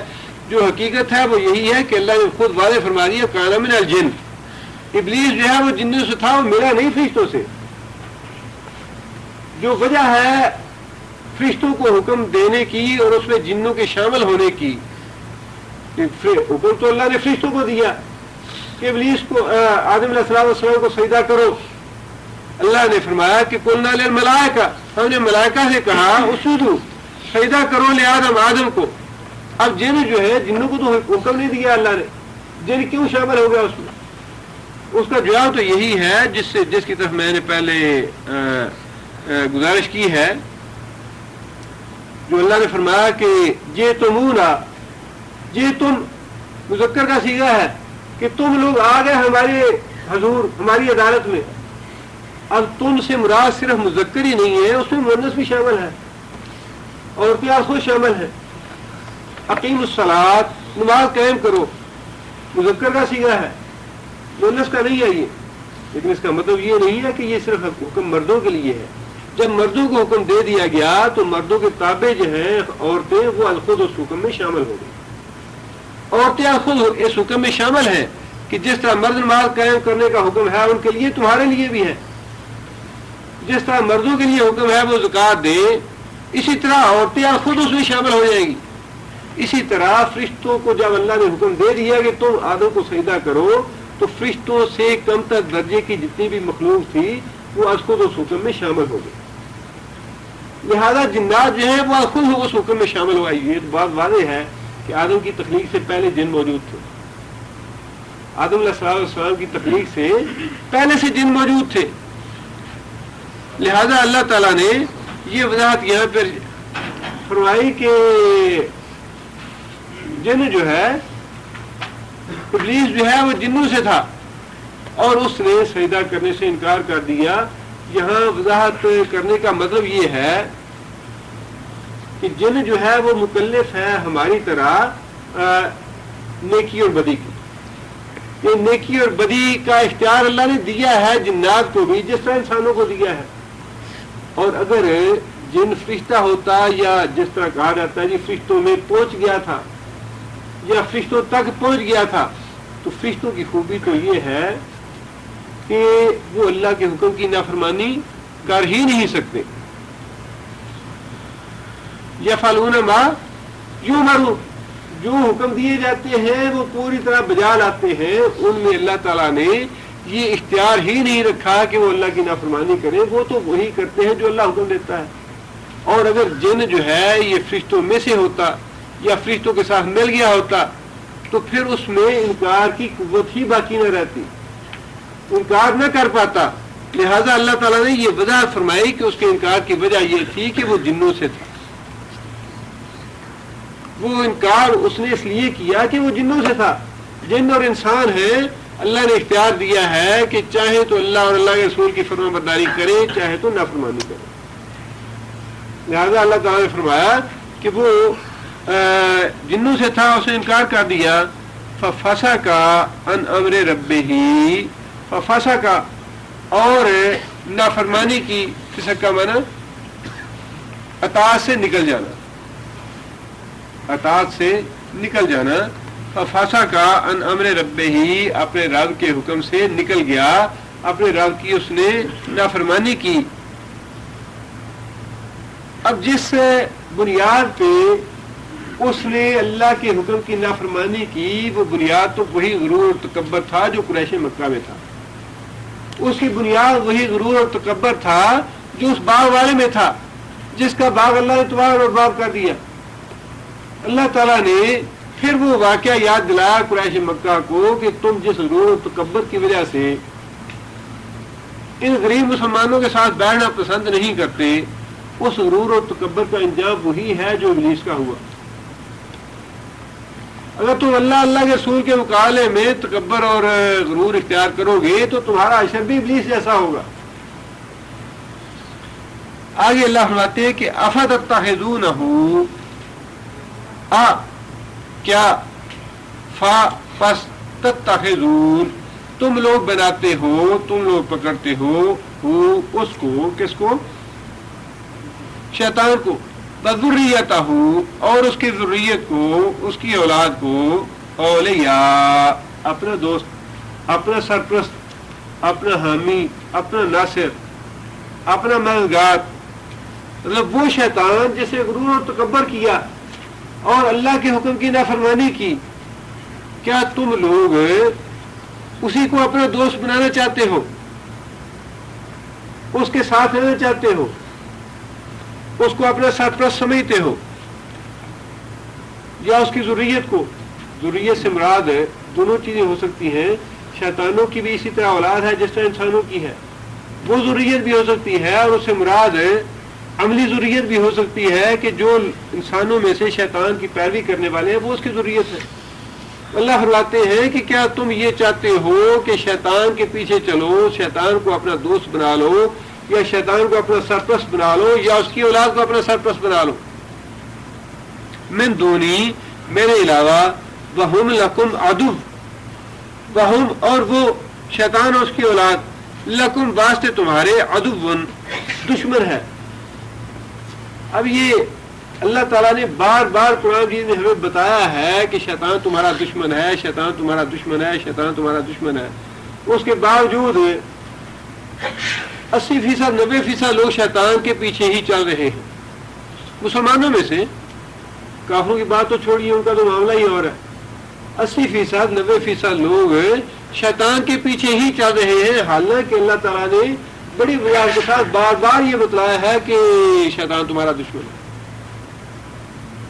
اب دنیا کے معاملے میں آپ ذرا یہ دیکھیے کہ آپ اپنے کسی دوست کو بتا دیں کہ بھائی وہ آدمی جو ہے ذرا اس سے بچ کے رہنا، وہ تمہارا دشمن ہے۔ انسان کہتا ہے یار تم نے بڑا مجھ پہ احسان کیا، تم نے تو مجھے بڑے خسارے سے بچا لیا ہے، بڑی تمہاری مہربانی، تم نے مجھے بڑے نقصان سے بچا لیا ہے۔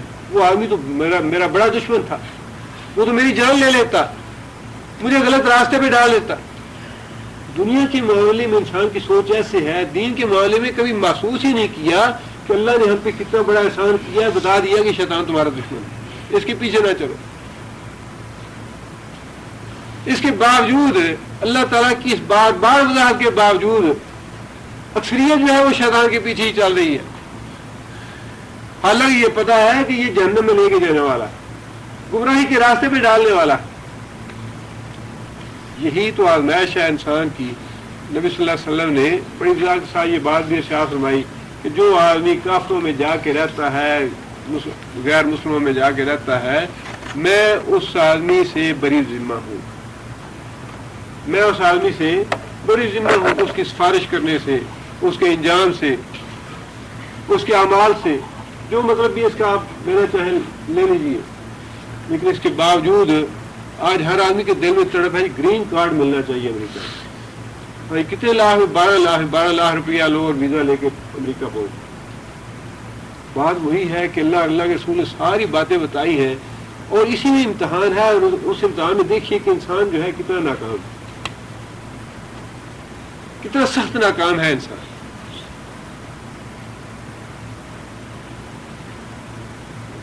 اللہ فرماتے ہیں کہ وَهُمْ لَكُمْ عَدُوٌّ، شیطان جو ہے تمہارا دشمن ہے، بِئْسَ لِلظَّالِمِينَ بَدَلًا، بِئْس بہت ہی برا، لِلظَّالِمِينَ واسطے ظالموں کے، بدل آلٹرنیٹ، یعنی اللہ فرماتے ہیں کہ تمہارا سرپرست، تمہارا ولی، تمہارا حامی، تمہارا ناصر وہ تو میں ہونا چاہیے، مجھے تمہیں بنانا چاہیے کہ میں تمہارا حامی ناصر بنوں، میں تمہارا سرپرست اور تمہارا ولی بنوں، لیکن تم نے مجھے چھوڑ کے شیطان کو اپنا حامی ناصر بنا رکھا ہے، شیطان کو اپنا سرپرست بنا رکھا ہے، شیطان کو اپنا رہنما بنا رکھا ہے، شیطان کی اطاعت اور فرما برداری کرتے ہو. اللہ فرماتے ہیں بئس للظالمین بدلا، ظالموں نے بڑے ہی برے بدل کا انتخاب کیا ہے. جو آلٹرنیٹ سلیکٹ کیا ہے تم نے، فرمایا بئس، بہت ہی برا ہے، تمہیں ہلاک کر کے چھوڑے گا، برباد کر کے چھوڑے گا، تمہیں جہنم میں لے کے جائے گا. آگے اللہ فرماتے ہیں کہ ما اشہدتہم، ما یہاں پہ کون سا ہے؟ نافیہ ہے. اشہدتو،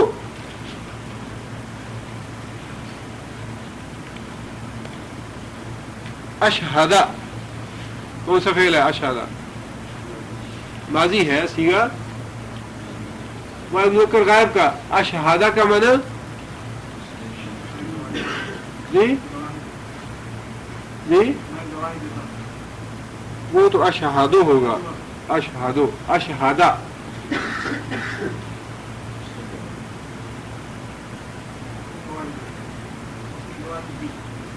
شاہدہ کا معنی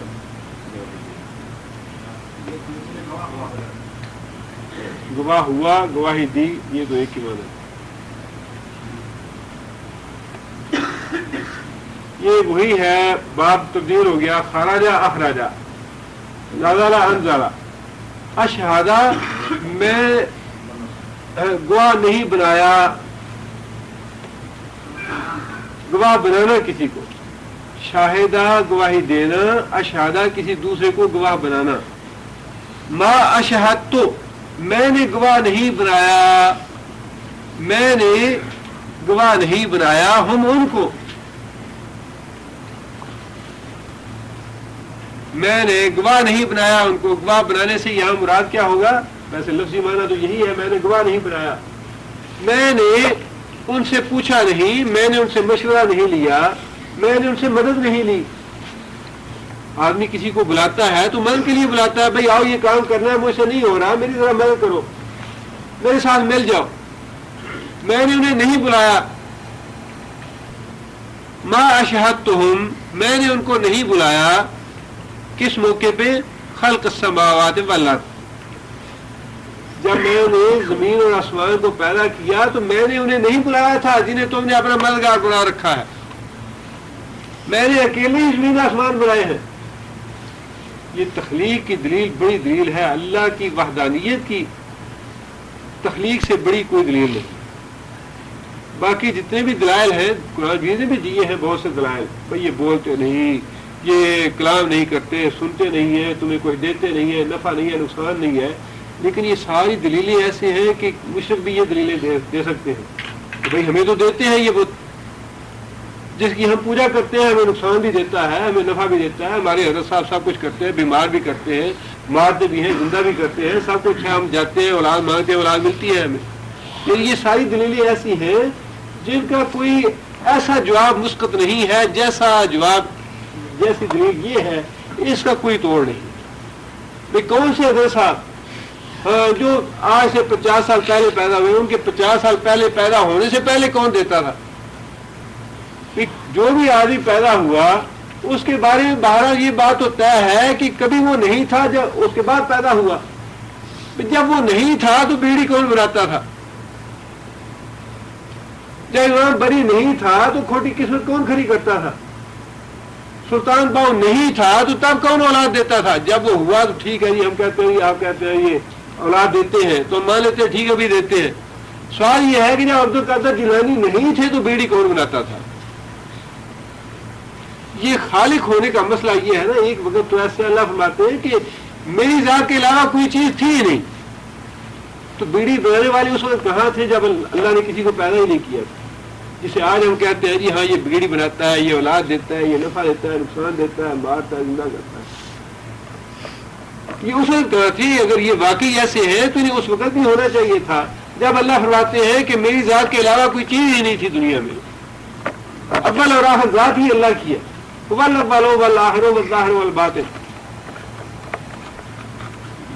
لہذا اللہ تعالیٰ نے یہ بہت بڑی دلیل ہے کہ میں نے زمین آسمان کو پیدا کیا. جب میں نے زمین آسمان کو پیدا کیا اس وقت کہاں تھے یہ؟ یہ علی حجویری کہاں تھا جب میں نے زمین آسمان کو پیدا کیا؟ عبد القادر جیلانی کہاں تھا جب میں نے زمین آسمان کو پیدا کیا؟ میں نے بلایا تھا ان کو کہ آگے میری مدد کرو، یہ آسمان اور زمین مجھ سے نہیں بن رہی، یہ تخلیق نہیں ہو رہے، تو میری آگے میری مدد کرو۔ فرمایا جی تم اپنا ولی سمجھتے ہو، اپنا ناصر سمجھتے ہو، اپنا حامی سمجھتے ہو، اپنا سرپرست سمجھتے ہو۔ اللہ فرماتے ہیں کہ میں نے جب زمین اور آسمان کو تخلیق کیا، کہاں تھے یہ؟ انہیں میری کوئی مدد کی انہوں نے، یا مجھے کوئی مشورہ دیا، یا مجھے کوئی بات بتائی انہوں نے، میری کوئی رہنمائی کی انہوں نے؟ اللہ فرماتے ہیں میں نے تو ان میں سے کسی کو نہیں بلایا۔ آگے اللہ فرماتے ہیں وَلَا خَلْقَ أَنفُسِهِمْ، چلو زمین آسمان کی بات تو چھوڑے، جب انہیں میں نے پیدا کیا تو اس وقت بھی میں نے ان سے نہیں پوچھا۔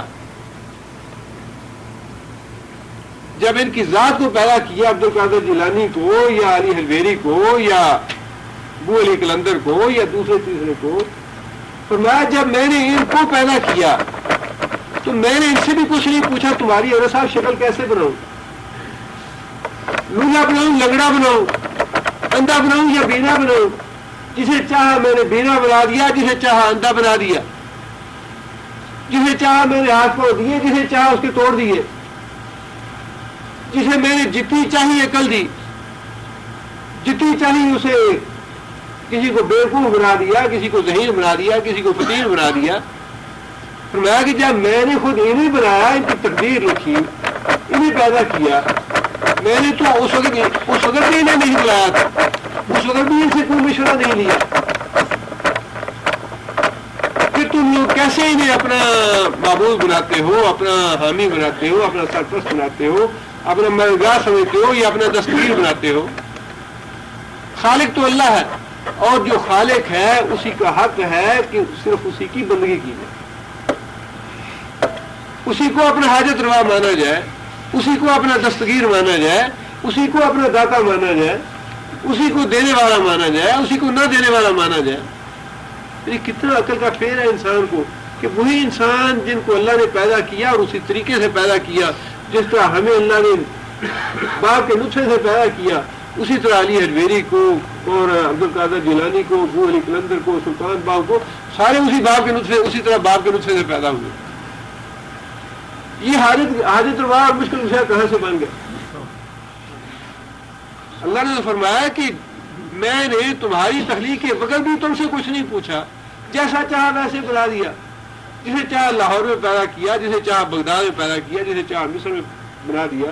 اللہ کی اپنی مرضی ہے، اللہ کی شان ہے، جو کرے اللہ تعالیٰ کو کوئی پوچھنے والا نہیں ہے۔ یہ کہاں سے انسانوں کے دستگیر اور حاجت روا بن گیا؟ آگے اللہ فرماتے ہیں کہ وما کنت متخذ المضلین، وما کنت، اور نہیں ہوں میں، نہیں میرے لائق، متخذہ میں پکڑنے والا، متخذ پکڑنے والا، نہیں ہوں میں پکڑنے والا، بنانے والا، مضلین، مضل کا معنی گمراہ کرنے والا، گمراہ کرنے والوں کو میں نہیں بنانے والا، آزودا اپنا مددگار، میرا یہ کام نہیں۔ اللہ فرماتے ہیں کہ میں تو جو میری اطاعت کرنے والے ہیں انہیں بھی اپنا مددگار نہیں بناتا، تو یہ جو گمراہ کرنے والے لوگ ہیں انہیں اپنا مددگار بناؤں گا، جنہوں نے لوگوں کو بھٹکا رکھا ہے، لوگوں کو گمراہی کے راستے پہ چلا رکھا ہے، لوگوں کو بیوقوف بنایا ہوا ہے، کیا انہیں میں اپنا مددگار بناؤں گا؟ میں نے نبی کو اپنا مددگار نہیں بنایا، کسی ولی کو اپنا مددگار نہیں بنایا، کسی کتب کو یا کسی اور کو اپنا مددگار نہیں بنایا، تو یہ جو لوگوں کو گمراہ کرنے والے ہیں، لوگوں کو بھٹکانے والے ہیں، لوگوں کو بیوقوف اور احمق بنانے والے ہیں، کیا انہیں میں اپنا مددگار بناؤں گا؟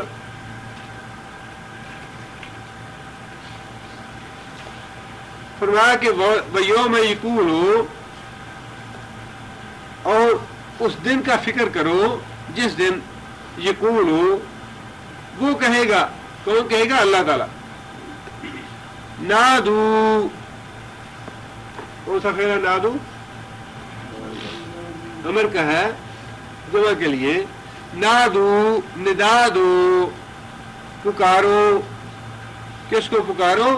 شرکائی، ان کو جنہیں تم نے میرا شریک بنا رکھا تھا دنیا میں. یعنی دنیا میں اللہ تعالیٰ نے باتیں ساری ہمیں بتا دی ہے کہ قیامت کو یہ میں کام کروں گا. اب انسان اسے پڑھے نہ، انسان اپنی آنکھیں بند کر دے، انسان کان بند کر دے اپنے، یا انسان خود لا علم رہے ان چیزوں سے، تو انسان کا اپنا نصیب ہے. ورنہ اللہ تعالیٰ نے تو ایک ایک بات جو ہے وہ جتلا دی ہے کہ قیامت کے دن میں یہ بھی کہوں گا، یہ بھی کروں گا، یہ بھی کروں گا، اور تم اس کا یہ جواب دو گے، تمہارے اس میں رنگ پھک ہو جائیں گے، تمہیں اس وقت کوئی سوچے گا نہیں. یوم یقول ہو، اس روز اللہ تعالیٰ فرمائے گا نادو، ندا دو، پکارو، شرکائے الذین، ان لوگوں کو جنہیں تم نے شریک بنا رکھا تھا، زعمتم، اپنی سمجھ کے مطابق، جنہیں تم سمجھتے تھے کہ یہ میرے شریک ہیں، جنہیں تم یہ سمجھتے تھے کہ زمین آسمان کی تخلیق کے وقت میں نے انہیں بلایا ہے، ان سے مشورہ لیا ہے، ان سے کچھ پوچھا ہے، یا جب انہیں پیدا کیا تھا تو تم سمجھتے ہو کہ میں نے انہیں مشورہ لے کے پیدا کیا تھا اور میں نے انہیں اپنی جگہ پہ حاجت روا بنا دیا ہے. اب جن لوگوں کا عقیدہ یہ ہے وہ تو یہ سمجھتے ہیں کہ پوری دنیا میں ایک کتب ہوتا ہے اور پتہ نہیں 5 یا 4 ابدال ہوتے ہیں، اور اللہ تعالیٰ نے زمین کا خطہ جو ہے تقسیم کر رکھا ہے اور اس کا نظام جو ہے وہ ان کے حوالے کر دیا ہے. 4 یا 5 ابدال جو ہیں پوری زمین کے نظام کو سنبھالے ہوئے ہیں. کیسی امکانہ باتیں! جب وہ ابدال پیدا نہیں ہوا تھا، جب کون نظام سنبھالے ہوئے تھا؟ جب وہ کتب پیدا نہیں ہوا تھا تب اس زمین کا نظام کون سنبھالے ہوئے تھا؟ کتنی حماقت کی بات! کوئی ولی ہے، کوئی نبی ہے، کوئی کچھ بھی ہے، لیکن مصیبت تو یہ ہے کہ ایسا یہ فتنہ ہے تصوف کا عقیدہ کہ ان کے نزدیک تو نبی سے ان کا جو ولی یا ابدال یا کتب ہے اس کا مقام نبی سے اونچا ہے. تو سمجھتے ہیں کہ نبی کا مقام جو ہے نیچے رہ جاتا ہے اور ہمارا جو ولی ہے یا کتب ابدال ہے وہ نبی سے اوپر ہے، جسے اللہ تعالیٰ نے اس دنیا کا نظام جو ہے اس کے حوالے کر رکھا ہے اور اس کے سر پہ دنیا کا نظام چل رہا ہے. لہذا اللہ فرماتے ہیں کہ اس دن اللہ فرمائے گا کہ کہاں ہیں تمہارے وہ شریک، ٹھہرائے ہوئے شریک، جنہیں تم سمجھتے تھے کہ وہ میرے شریک ہیں. زعمتم، جن کے بارے میں تمہیں الزام تھا، جن کے بارے میں تمہارا یہ گمان تھا کہ یہ میرے شریک ہیں، حاجت روا ہیں، مشکل کشا ہیں، دستگیر ہیں، داتا ہیں. اللہ فرماتے ہیں فدعوہم، پس دعو، کون سا فعل ہے؟ دعو ماضی ہے جو مذکر غائب کا صیغہ ہے. دعو، وہ پکاریں گے، انہوں نے پکارا. دعو، وہ جو مشرک لوگ ہوں گے قیامت کے دن پکاریں گے انہیں، ہاں جی دادا صاحب آپ کہاں ہیں، ہماری مدد کرو آ کے. ہاں جی جیلانی صاحب ہم آپ کی 11ویں دیتے رہے، آپ کہاں پہ ہیں؟ یہ تو ہونا ہے، یہ اللہ نے فرمایا کہ یہ ہوگا. یہ کیسے غلط ہو سکتا ہے؟ اللہ نے تو بتا دیا کہ فدعوہم، آوازیں دیں گے اپنے شریکوں کو کہ ہاں جی امام بری صاحب آپ کدھر ہیں، آئیے ہماری مدد کیجیے. آپ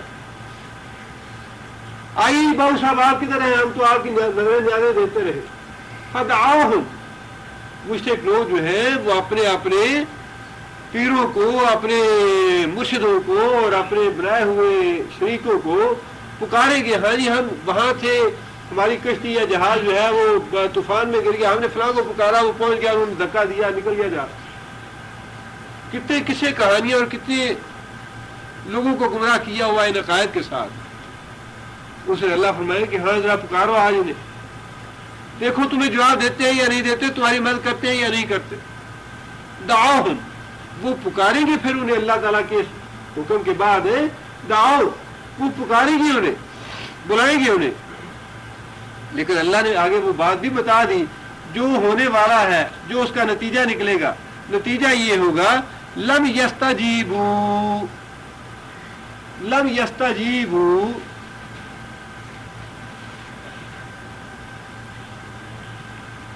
مادہ کیا ہے اس کا؟ یستجیب کا جیم الف با یا جیم باؤ با، جواب دینا. لم یستجیب، وہ جواب تک نہیں دیں گے. اللہ کے امر کے بغیر کون کسی کو دم مارنے کی مجال ہوگی وہاں؟ اللہ کے اذن کے بغیر تو فرشتے بھی نہیں بولیں گے، اللہ کا نبی نہیں بول سکے گا. اللہ کا نبی ایک بات کرنے کے لیے نہ معلوم کتنی مدت تک سجدے میں پڑا رہے گا. اللہ تعالیٰ کے حضور قیامت کے دن بات کرنے کے لیے اللہ کے رسول سجدے میں پڑیں گے پہلے، اور اللہ تعالیٰ کی حمد و ثنا کریں گے، ایسی حمد و ثنا جو آج تک نبی صلی اللہ علیہ وسلم نے دنیا میں نہیں کی. وہ کلمات اللہ تعالیٰ قیامت کے دن اس وقت اللہ تعالیٰ نبی صلی اللہ علیہ وسلم کو سکھلائیں گے کہ اے نبی ان کلمات کے ساتھ میری حمد و ثنا کرو. ایک بات کرنے کے لیے اللہ کے رسول کو پہلے اللہ کے حضور سجدہ کرنا پڑے گا، حمد و ثنا کرنی پڑے گی، اللہ کی طرف سے اذن ملے گا کہ ہاں محمد صلی اللہ علیہ وسلم سر اٹھائیے بات کیجیے. کیا بات ہے؟ نوح علیہ السلام انکار کر دیں گے میں اللہ تعالیٰ سے آج بات نہیں کر سکتا. ابراہیم علیہ السلام انکار کر دیں گے کہ میں اللہ سے بات نہیں کر سکتا. موسیٰ علیہ السلام انکار کر دیں گے کہ میں آج اللہ سے بات نہیں کر سکتا. عیسیٰ علیہ السلام انکار کر دیں گے کہ میں اللہ سے بات نہیں کر سکتا.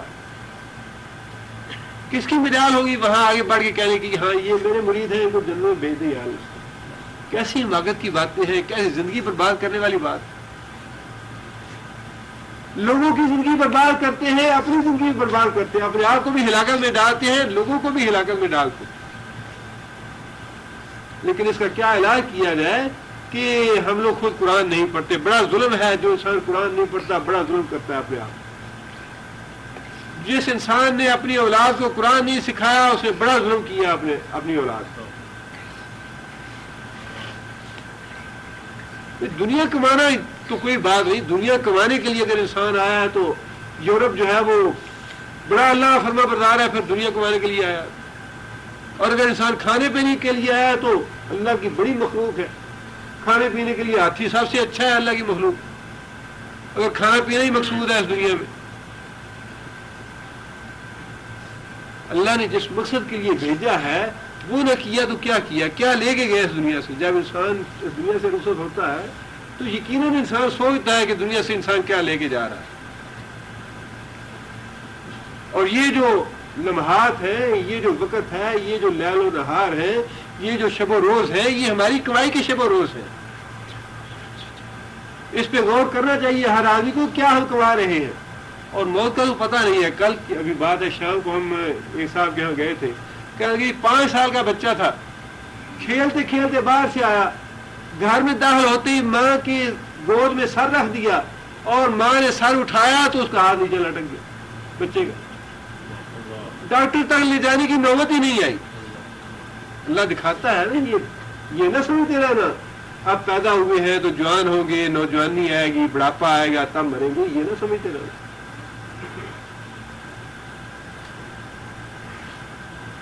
یہ جو لیل و نہار ہے، شب و روز ہے، یہ ہماری کمائی کی اب دنیا کے بارے میں تو ہمیں سمجھ میں آتی ہے. ہاں جی پاکستان میں آئے ہیں، 4 دن اوور ٹائم لگا رہے، کمائی کے لیے آئے، وہاں پاکستان جائیں گے تو آرام سے رہیں گے. آخرت کے معاملے میں یہ بات کیوں سمجھ میں نہیں آتی کہ یہ لیل و نہار اور شب و روز ہماری کمائی کے ہیں اور انہیں اس کمائی کے لیے ہمیں صرف کرنا چاہیے. فلم یستجیبوا، فرمایا کہ ان کے وہ بنائے ہوئے شریک لم یستجیبوا، مدد کرنا تو دور کی بات، دستگیری کرنا تو دور کی بات، ان کی مانگ کو آنا دور کی بات. فرمایا لم یستجیبوا، ان کی پکار کا جواب تک نہیں آئے گا، ان کی پکار کا جواب تک نہیں دیں گے. لہم، واسطے ان کے، وجعلنا، اور ہم بنا دیں گے، بینہم، ان کے درمیان، موبقا، موبق،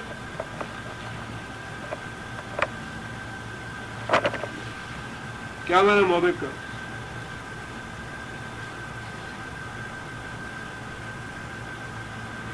موبق کہتے ہیں ہلاکت کی جگہ کو. ذرا مکان ہے یہ، موبقن، ہلاکت کی جگہ. نبی صلی اللہ علیہ وسلم نے ایک حدیث میں یہ بات ارشاد فرمائی ہے کہ سبع موبقات ہے، سبع موبقات، ان سے بچو۔ موبقات کا مطلب ہلاک کرنے والے عمل، جس میں نبی صلی اللہ علیہ وسلم نے گنوایا ہے کہ شرک ہے، والدین کی نافرمانی ہے، 7 چیزیں ہیں جن سے بچو، یہ موبقات میں سے ہے۔ موبقات کا معنی ہلاک کرنے والی چیزیں، موبقن ہلاکت کی جگہ۔ اللہ فرماتے ہیں کہ ہم ان کے درمیان ایک ہلاکت کا گڑھا حائل کر دیں گے، بلاتے رہیں گے، کھپتے رہیں گے، آوازیں دیتے رہیں گے، پیر صاحب آئیے ہماری مدد کیجیے، دادا صاحب آئیے ہماری مدد کو، 11ویں دیتے رہے ساری زندگی، تو 11ویں کا کچھ ریٹرن ملنا چاہیے ہمیں۔ فرمایا کہ ندائیں دیتے رہیں گے، صدائیں دیتے رہیں گے، لم یستجیبوا، کہیں سے جواب تک نہیں آئے گا، اور پھر اس پہ زائد یہ ہوگا کہ ہم ان کے درمیان ایک ہلاکت کا گڑھا بنا دیں گے۔